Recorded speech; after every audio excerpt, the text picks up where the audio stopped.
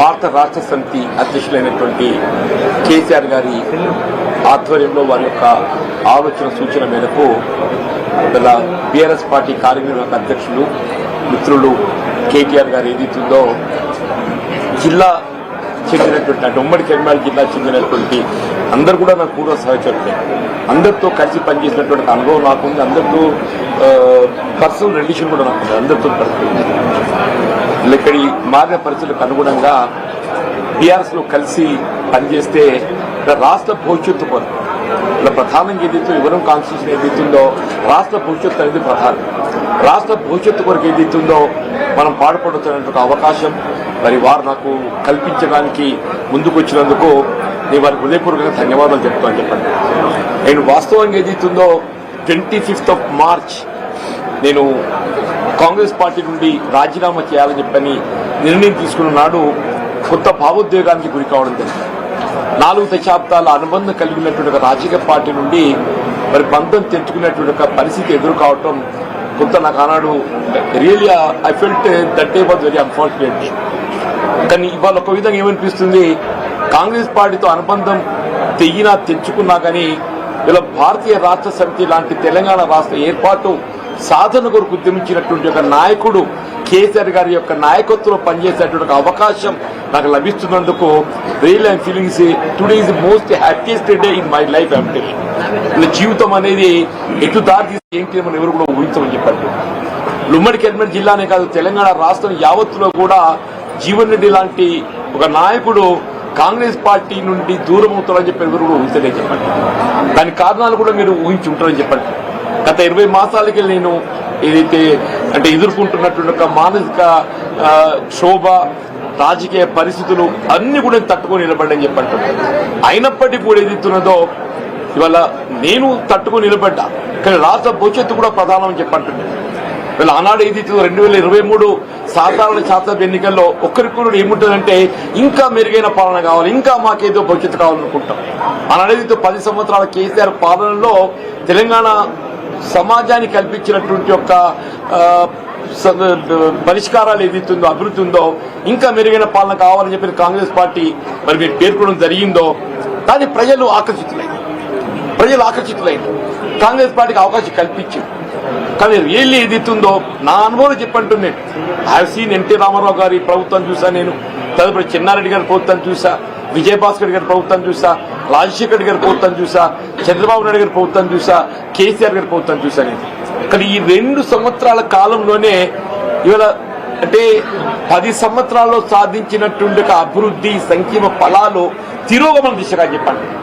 కేసీఆర్ గారు ఏ ఉద్యమ నేతగా తెలంగాణ రాష్ట్రాన్ని సాధించడానికి వారు ఉద్యమించిండ్రో వారి సాధారణంగా తెలంగాణ రాష్ట్ర భవిష్యత్తు నిర్మాణానికి 10 సంవత్సరాలు కృషి చేస్తే అది 2 సంవత్సరాలను తిరోగమన చేయక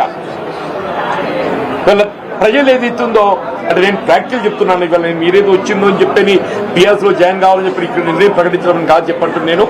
నేను ఆనాడే నిర్ణయం తీసుకోవాలని చెప్పని నేను కొంతమంది నాకు పెట్టి అయినా నేను I want to study the mind of the people. ప్రజాభిప్రాయం ప్రజలు ఏ విధంగా స్పందన ఉందో గమనిస్తామని చెప్పండి. మా మిత్రులు సహచరులు శివభిలాషులు యొక్క అభిప్రాయాలు కూడా సేకరించామని చెప్పని ఈ 2 వారాన్ని ఓపిక పెట్టని చెప్పండి.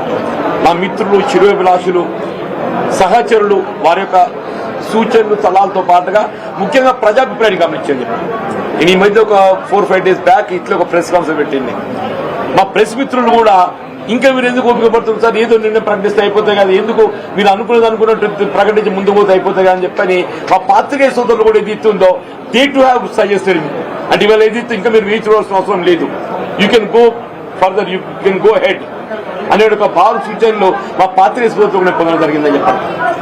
ఇవాళ ఏది ఇస్తుందో కేసీఆర్ గారి యొక్క నాయకత్వం పనిచేసే ఒక అవకాశం మీరు అన్నట్టు 2014లో నాకు వచ్చింది.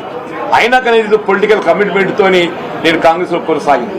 బట్ ఇవాళ పరిస్థితి లోపల ఏదైతుందో నేను వ్యక్తిగతంగా కాంగ్రెస్ లో ఎదుర్కొంటున్నటువంటి ఒక మానసిక క్షోభ మానసిక ఇబ్బందులకు తోడు ఏదైతుందో నాకు రాష్ట్ర హితం ప్రధానంగా కనబడుతుందని చెప్పి ఎవరికైనా ప్రజా జీవితం అనేది రాష్ట్ర హితం అని చెప్పండి.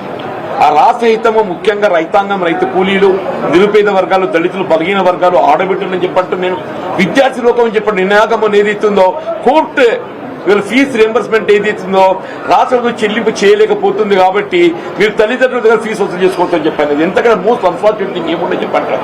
ప్రభుత్వం యొక్క వైఫల్యానికి ఇంతకన్నా పెద్ద నిదర్శనం ఏముంటుందో చెప్పంటున్నాను. విద్యార్థులంటే రాష్ట్ర భవిష్యత్తు దేశ భవిష్యత్తు అని చెప్పంటారా. అటువంటి విద్యార్థి లోకానికి ఏది ఇస్తుందో ఇవాళ మనము భవిష్యత్తు చూపెట్టలేకపోతున్నాం అని చెప్పంటే పాలన అనేది ఏ విధంగా కొనసాగుతున్నాం దీన్ని బట్టి ఊహించవచ్చు అని చెప్పంటారు. తప్పకుండా ఇవాళ మీరు ఏదైతే ఇంత అంటే really you need not come up to this place నాకు రావాలనేట్టు మీరు రావాల్సినందుకు నిజంగా మీకు అందరికీ మీ మిత్రులకు అందరికీ ముఖ్యంగా ఏతుందో మా మిత్రులు పొప్పులీశ్వర్ గారు వారు ఇక్కడ మంత్రిగా పనిచేసిండ్రు. వారితో నేను కలిసి శాసనసభ్యులు పనిచేసిన శాసన మండలి సభ్యులు పనిచేసిన రమణ గారితో కూడా ఏదైతుందో వారు ఎంపీగా ఉన్నప్పుడు నేను ఎమ్మెల్యేగా పనిచేశాను. నేను మీ ఇద్దరం కూడా ఏదో చిరకాల మిత్రులము 93 వరకు ఏదో కలిసి పనిచేసినవి. Only 94 he has differed with me. Only 94 he has differed with me. తర్వాత వాడు పార్లమెంట్ ఎన్నికైన తర్వాత ఏదైతుందో ఇవాళ వారి ఏదైతే ఎమ్మెల్యే స్థానం ఖాళీ కావడంతో అక్కడికి వెళ్ళి ఉప ఎన్నికలు పోటీ చేసే అవకాశం వచ్చింది. దట్ ఎలక్షన్ నన్ను కెప్ట్ మీద మొత్తం రాష్ట్ర స్థాయిలో నాయకత్వం నాకు నిలబెట్టింది ఆ ఉప ఎన్నిక అని చెప్పాను. ఇక్కడ సోదరు వసంత జడ్పీ చైర్పర్సన్ ఏదైతుందో నేను ఎమ్మెల్యేగా ఉన్నప్పుడు కూడా ఏదైతే ఇంత గౌరవిస్తుంది కదా అని చెప్పంటే మీరు మీటింగ్ రావాలన్నా మీరు వచ్చి మీలాంటి వాళ్ళకి సలహాలు సూచనలు ఇవ్వాలని చెప్పాను. Every time she use to అంటే నన్ను మీటింగ్ రావాలని చెప్పి కోరేని చెప్పండి. ఈ సాగర్ అనేది is like younger brother to me. Sagar అనేది is like younger brother to me అని టెల్లింగ్. సంజయ్ కానీ కౌశిక్ కానీ మేమంతా మిత్రులము. వీళ్ళందరం కూడా వినోద్ రావు గారు మా దామోదర్ రావు గారు మా ఫ్యామిలీ అసోసియేటే. వారి నాన్నగారు వాళ్ళ 81 సమితి ప్రెసిడెంట్ ఎన్నిక కావడానికి ఏదైతుందో నాకు ఒక మైల్ స్టోన్ నాకు అండగా నిలిచాను. ఎవరికి తెలియదు ఇది. దామోదర్ రావు గారి తండ్రి జీవన్ రెడ్డికి ఏం సంబంధం అని చెప్పి అనుకుంటున్నాను. మీ కూడా ఆశ్చర్యపోతారు కూడా దామోదర్ గారి తండ్రి మీకెక్కడ సన్నిహిత సంబంధం అని చెప్పాను. అంటే the whole relation with the BRS party with every leader have got అని చెప్పంటాను. నేను ఈ స్థాయి ఈ దశలో ఏదైతుందో కేసీఆర్ గారితో కలిసి పనిచేసేటువంటి అవకాశం నాకు రావటం, వారి నాయకత్వం కలిసి పనిచేసేటువంటి అవకాశం రావటం నేనైతే అంటే ఇవాళ జీవితం ఎవరే కానీ ఇవాళ నా జీవితం ఒక చివరి స్థాయికి వచ్చింది. I seen enough political public life. నా సుదీర్ఘ ప్రజా జీవితం 4 దశాబ్దాలు నేను గడిపింది. ఉంటే ఇంకో ఒక ఎన్నిక చూస్తే కావచ్చు దేవుడు దయతలిస్తే ఎట్టుటో చెప్పలేని చెప్పండి. కానీ ఇది అవుతుందో నా శేష జీవితం ప్రజా జీతాన్ని పాటుపడటానికి కొరకు ఏది ఇస్తుందో కేసీఆర్ గారి నాయకత్వంలో పనిచేయడానికి మీరు నాకు అవకాశం కల్పిస్తున్నందుకు వారి సూచనకు అనుగుణంగా మీరు ముందుకు వచ్చినందుకు మీకు హృదయపూర్వక ధన్యవాదాలు చెప్తున్నా. కేసీఆర్ గారిని కలవటము మా పాత సాన్నిహిత్యం దాన్ని కొంత పెన్ ఎదురుంటుంది కదా నెమరు వేసుకోవడానికి కొరకు అని చెప్పంటారు. మా పాత సాన్నిహిత్యం మాత్రం నెమరు వేసుకోవడానికి కొరకు వారికి కలవాలని కోరుతున్నా.